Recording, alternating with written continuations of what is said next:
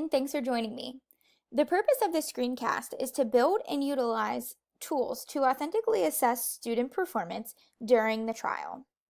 At the beginning of this digital PD module, in the video titled Preparing Your Mock Trial, I discussed choosing and prioritizing 4 standards.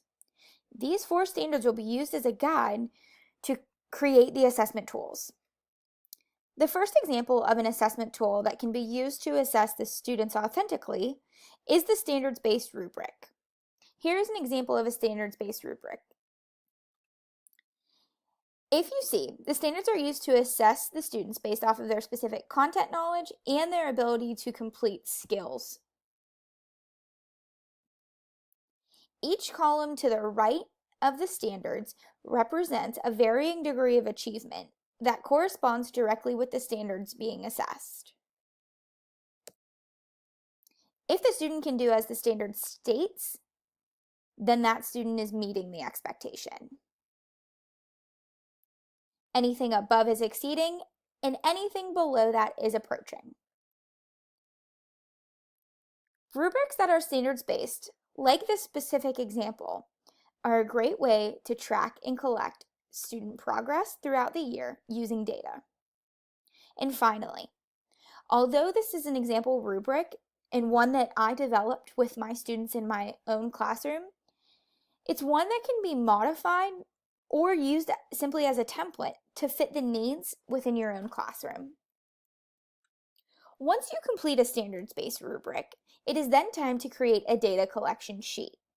The data collection sheet is used to collect data during the trial in real time. Here you can see an example of the data collection sheet that can be used during the trial. On this sheet, you can track the individual student's performance. Because I don't know about you, but when grading a task that takes 2 days, I find it difficult and oftentimes challenging to give authentic feedback for both days. But with this data collection sheet, you can accurately track what the student did, which standard it aligned to, and how often or well they did it. The final piece to preparing a mock trial is student reflection. In the final video, I will show you an example of a self-assessment or reflection tool my students complete when the trial has finished. As always, should you have any additional questions or comments, please contact your content specialist or review the additional resources listed below.